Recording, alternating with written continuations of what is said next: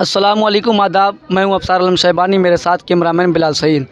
आज हम मौजूद हैं प्यारेपुरा वार्ड नंबर 31 और यहाँ पर जो आज भीड़ आप देख रहे हैं, ये एक नुक्कड़ सभा थी सभासद प्रत्याशी ज़फ़र शाह साहब की तरफ से। इत्तेफाक से हम लोग यहाँ से आ रहे थे तो हमें नज़र आया, तो हमने सोचा कि यहाँ पर ज़फ़र शाह साहब से कुछ उनके मुद्दे और उनके बारे में, उनके चुनावी प्रचार के बारे में हम कुछ सवालात करें, ताकि लोगों तक ये संदेश जाए कि इनके करने का जो मकसद क्या, ये क्यों लड़ रहे हैं आवाम के लिए, आखिर इनकी तैयारी कितनी है। हम सबसे पहले पूछेंगे कुछ सवाल। सबसे पहले आप ये बताएं कि आप अपना तारुफ़ करा दें। मेरा नाम बहादुर शाह ज़फ़र है और वार्ड नंबर 31 का मैं प्रत्याशी हूँ। और मेरे लड़ने का मकसद ये है। ये आप कितनी चौथी मरतबा ये लड़ रहे हैं? आप अब तीसरी मरतबा। अब तक पब्लिक ने आपको चुना नहीं, आखिर इसकी वजह क्या है? आपको पब्लिक पसंद नहीं कर रही? नहीं, पब्लिक तो चुना, ठीक ना। पब्लिक में कोई कमी नहीं है। लड़ाई भाई जब होती है तो सवार ही गिरता है मैदान जंग में, दो में एक ही जीतेगा। तो मुझको पब्लिक से कोई शिकायत नहीं कि हमें जिताना नहीं चाहिए या ये जिताया नहीं, ऐसा कुछ नहीं है। मेरे नसीब में था, कुदरत की तरफ से हार, मैं हार गया। ये तो आखिर में सब ये लोग कह रहे हैं कुदरत की है, सही बात है, ये कहना भी चाहिए। लेकिन ये सुनने में आ रहा है कि आप इसके पहले चुनाव में आपके शिकस्त खा जाने के बाद आपका रवैया आवाम के साथ कुछ बेहतर नहीं था। आप किस रवैये के साथ या किस अब आइए सामने आइए कि ऐसा कोई जनता में कोई नहीं कह सकता कि मेरा लोगों के साथ रवैये अच्छे नहीं थे। मैं 5 साल जनता के बीच था, लोगों का काम किया, ठीक ना। और मैं किसी को ना अब्द बोला ना शब्द बोला। और जनता है, जनता जब किसी का सपोर्ट करती है और हारती है तो खलबिलाती है। तो थोड़ा कुछ लोग ऐसे थे जो खलबिलाए, मगर ज़फ़र शाह को कोई कहने वाला नहीं मिलेगा इस तरह का कोई मामला। अच्छा, ये बताइए कि सबसे पहला ये कि आप किस मकसद के तहत लड़ रहे हैं? अभी मैं आपकी तकरीर सुन रहा था, आपकी तकरीर सुन रहा था तो ऐसा लग रहा था कि जंग में कागजी अफराद से क्या होता है, हिम्मतें लड़ती हैं तादाद से क्या होता है। तो देखिए, सवाल ये है कि चुनाव में, इलेक्शन में गर्दनें गिनी जाती हैं। यहाँ पर आपके साथ सपोर्ट मिल रहा है आपके वार्ड का लोगों का?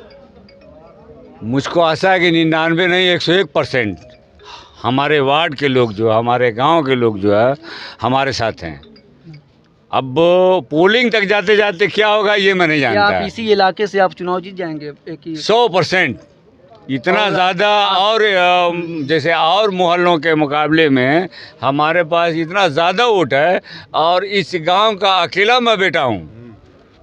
दूसरा कोई नहीं मेरे सामने ये कहे कि मैं भी उम्मीदवार हूँ और आवाम को ये दिक्कत हो कि कौन अच्छा कौन बुरा है, ऐसा कुछ नहीं। आपके इस मोहल्ले में दलदल तो नहीं है? नहीं, कोई ऐसा दलदल नहीं है।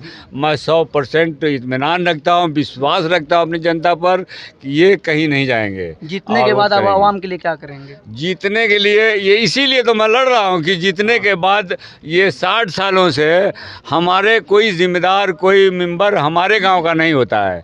वो आते हैं हमारे लोगों को हरी हरी बाग दिखा के और जीत के भाग जाते हैं।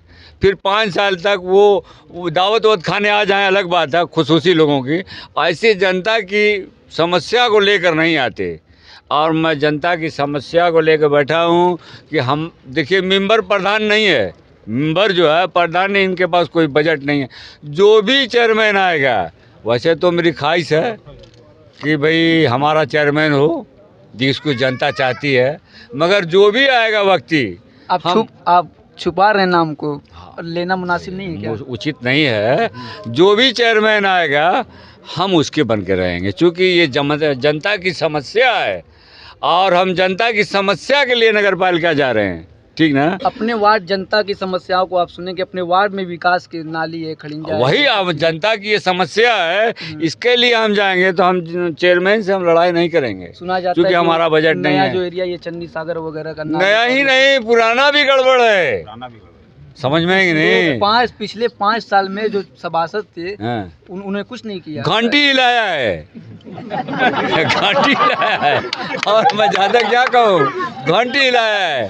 कहा जा रहा है कि वो नेट चलाया है ना। मऊ के युवा नेता और सभासद में युवा है और उन्होंने बहुत अपने वार्ड में काम किया है। एक भी इतनी जनता खड़ी है, एक भी कोई काम बता दे उसके थ्रू हुआ हो तो जो आप कहेंगे मैं हार जाऊंगा। और एक बात है, बहुत काम तो ऐसे रुक गए जैसे कि काम मैं करा रहा हूँ और सभासद की तख्ती लगेगी।